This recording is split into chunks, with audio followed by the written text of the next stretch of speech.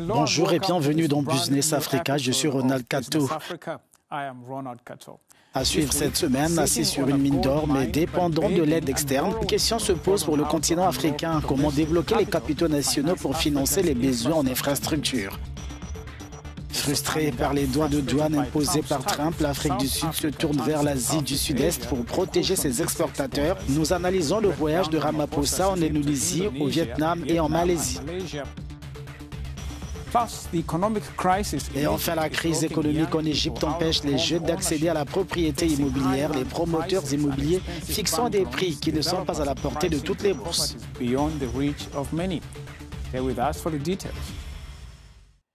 Merci de nous rejoindre. L'Afrique a connu un boom des infrastructures alimentées par la dette et les fonds publics, mais avec la lassitude des prêteurs et la croissance de la demande, les gouvernements changent de stratégie. Ils cherchent à canaliser plus de 1000 milliards de capitaux nationaux vers la construction de corridors de transport et de réseaux énergétiques.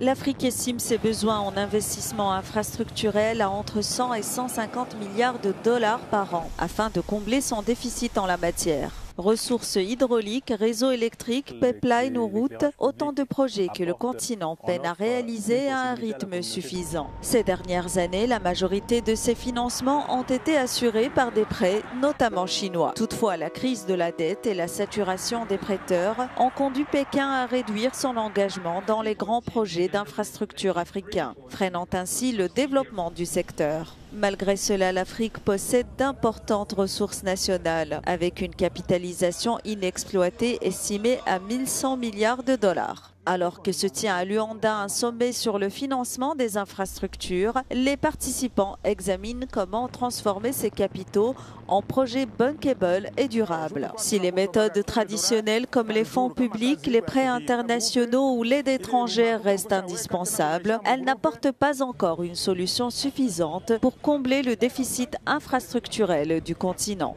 Trevor Riley est économiste chez Development Reimagined. Merci pour votre temps. L'Afrique est en quête de fonds pour ses infrastructures alors qu'elle dispose de plus de 1000 milliards de dollars. Où se trouve cet argent? Les fonds de pension africains détiennent donc plus de 700 milliards de dollars américains, soit environ 3/4 de billion, ce qui n'est pas loin d'1 billion. Mais moins de 2% de cet argent a été consacré au financement des infrastructures. Une partie du problème réside dans le fait que les réglementations qui régissent la gestion des fonds de pension rendent extrêmement difficile l'investissement dans les infrastructures en raison de la nature même des projets d'infrastructures, souvent considérés comme très risqués et peu rentables.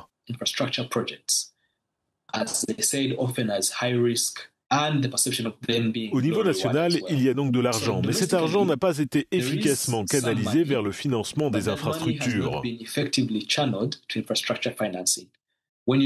Si l'on examine les banques commerciales à travers le continent, elles mobilisent l'épargne nationale, mais elles orientent cette épargne vers des placements de capitaux peu productifs, mais lucratifs, principalement dans des titres d'État, plutôt que dans le financement des infrastructures. Les fonds de pension et les banques commerciales n'ont pas été exploités efficacement pour servir les objectifs de financement des infrastructures sur le continent. Comment pouvons-nous, tant sur le plan interne qu'externe, inciter les réservoirs de capitaux, les réservoirs de financement, à investir cet argent dans l'investissement le plus prometteur, le plus productif et le plus important, à savoir les infrastructures?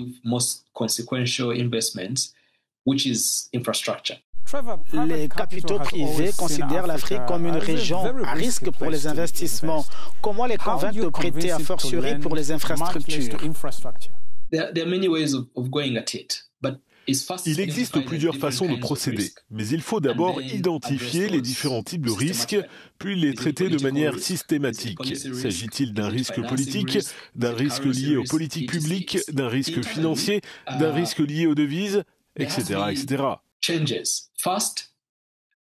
En interne, des changements doivent être apportés. Tout d'abord, je pense, faute d'un meilleur terme, qu'au niveau idéologique, les banquiers qui gèrent les systèmes financiers africains ne peuvent pas se permettre d'appliquer les mêmes perceptions du risque ou les mêmes niveaux d'aversion au risque au contexte africain qu'ils le feraient dans d'autres contextes, notamment dans les pays développés.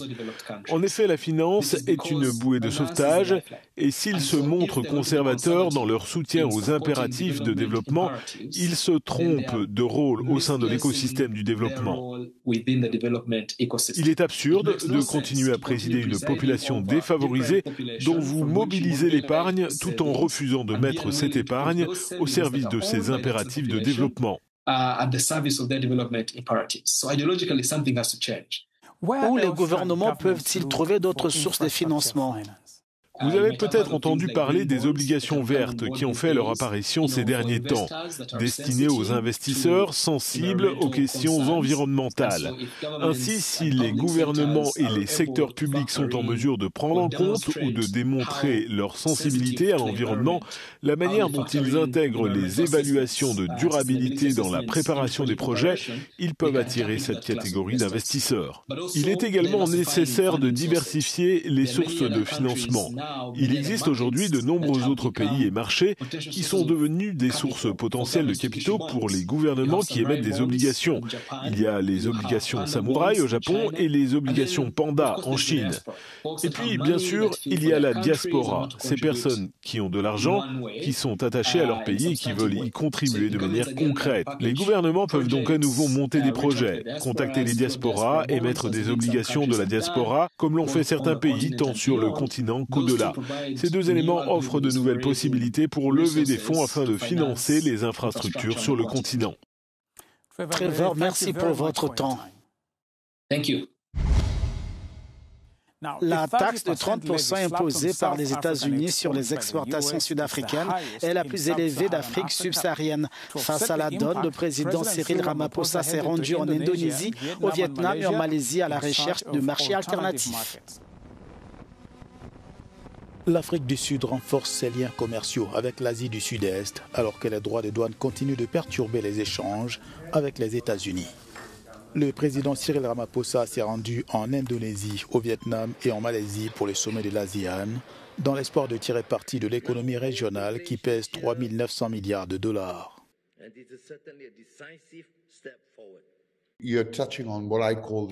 Vous abordez ce que j'appelle l'économie de l'océan Indien, qui selon moi n'a pas été pleinement exploitée par tous les pays qui s'y trouvent, l'Afrique du Sud étant à son extrémité sud. En tant que pays africain, en raison des liens coloniaux et autres, les économies occidentales. Je pense que c'est l'occasion pour moi de recentrer notre attention afin de mieux apprécier les opportunités qui s'offrent à nous. Et je pense que le voyage de Ramaphosa s'inscrit dans cette démarche. D'une certaine manière, Trump nous a rendu service à tous en nous poussant dans cette direction. Ces économies gigantesques en plein essor, un PIB élevé, une industrialisation perdue et beaucoup à apprendre de l'ASEAN.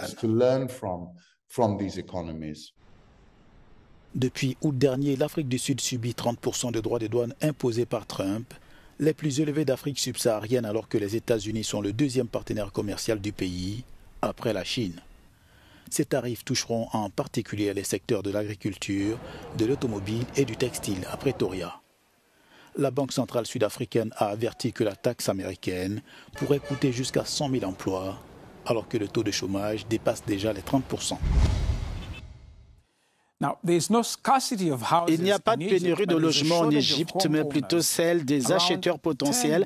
Environ 10 millions de logements sont inoccupés. Les jeunes travailleurs ne pouvant tout simplement pas répondre au prix d'achat jugé exorbitant. Mariam Ehab et Youssef Hala Eldin sont au Caire.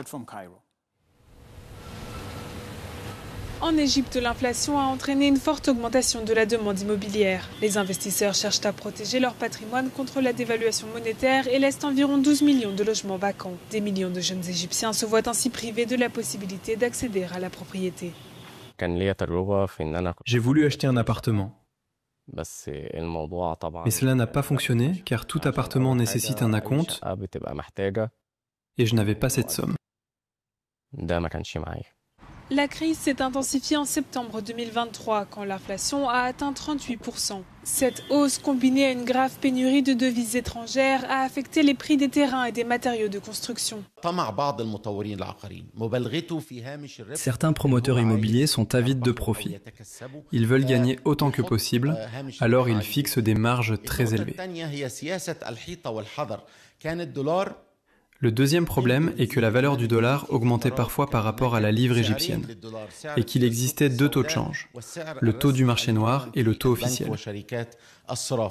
Malgré les efforts du gouvernement pour étendre l'accès au logement grâce à des projets subventionnés, la demande continue de dépasser largement l'offre. Face à la crise du logement social, le gouvernement met tout en œuvre et a fourni à ce jour plus de 600 000 logements. Cependant, la demande dépasse de plusieurs centaines de milliers le nombre de logements proposés par le gouvernement et nos besoins annuels, qui s'élèvent à environ 1 million de logements, sont loin d'être satisfaits, car le nombre réel de logements construits ne dépasse pas 150 000 unités. Si le marché immobilier égyptien reste rentable et contribue à hauteur de 20% au PIB, les jeunes Égyptiens sont confrontés à des coûts initiaux élevés et à des mensualités trop importantes. Et c'est tout pour cette édition de Business Africa. Je suis Ronald Kato. L'actualité continue à la télévision et en ligne. Rendez-vous pour le prochain épisode de Business Africa.